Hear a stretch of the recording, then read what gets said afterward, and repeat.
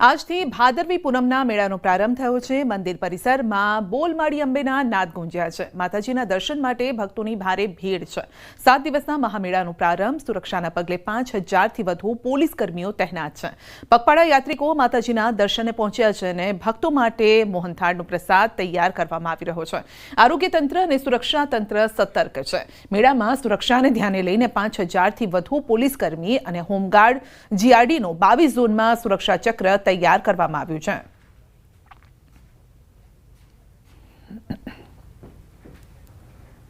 અંબાજીમાં ભાદરવી પૂનમના પવિત્ર મેળાનો પ્રારંભ થતાં હજારો યાત્રાળુઓ ઉમટી પડ્યા છે।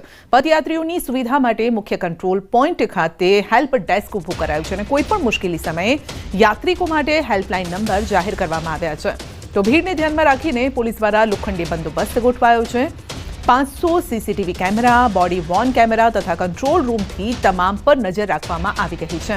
તો સિવિલિયન ડ્રેસમાં પણ પોલીસ કર્મીઓ મેળામાં ફરજ બજાવી રહ્યા છે। 5000થી વધુ પોલીસ હોમગાર્ડ જીઆરડીનો બંદોબસ્ત રાખવામાં આવેલ છે। આ બંદોબસ્તને જુદા જુદા સેક્ટર અને ઝોનમાં ડિવાઈડ કરવામાં આવેલ છે।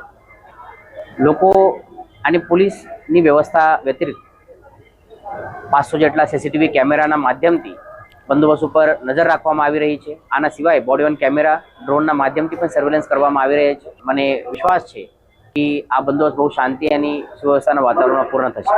ભરેલા ભાદરવી પૂનમના મેળાનો આજથી શુભારંભ થયો છે, ત્યારે આ મેળામાં 35 લાખ કરતાં વધુ શ્રદ્ધાળુઓ અંબાજી દર્શનાર્થે પહોંચવાના છે। ત્યારે કહેવાય છે કે અહીંયા પણ જે પદયાત્રીઓ આવે છે તેના માટેની લોખંડી સુરક્ષા ગોઠવવામાં આવી છે। આપણી સાથે જિલ્લાના પોલીસ વડા શ્રી હાજર છે। આપણે પૂછવામાં આવ્યું છે, સર, આ બનાસકાંઠા અંબાજીમાં જે ભાદરવી પૂનમનો મેળો છે, ખાસ કરીને મહિલાઓ સુરક્ષિત રહે, યાત્રિકો સુરક્ષિત રહે, તેને લઈને અંદાજે કેટલો પોલીસ ફોર્સ છે અને કઈ પોલીસ ફોર્સ છે, કેટલો બંદોબસ્ત ગોઠવવામાં આવ્યો છે?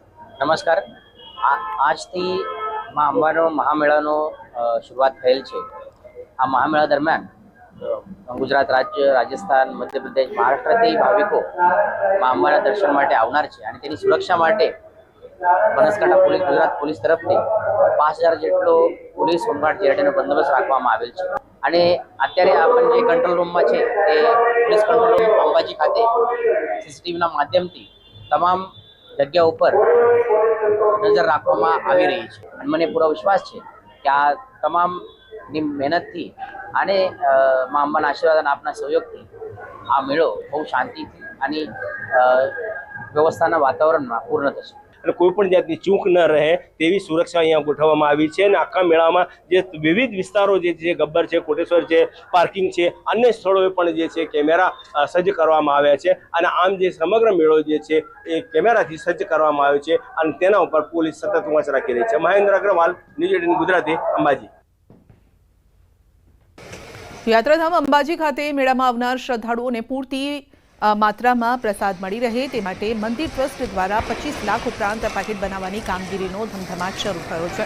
હાલ તબક્કે મંદિર દ્વારા બનાવવામાં આવી રહેલા મોહનથાળના પ્રસાદ પેકિંગની કામગીરી ચાલી રહી છે અને ત્યારે પ્રસાદની ગુણવત્તા બાબતે પણ પૂરતું ધ્યાન રાખવામાં આવી રહ્યું છે।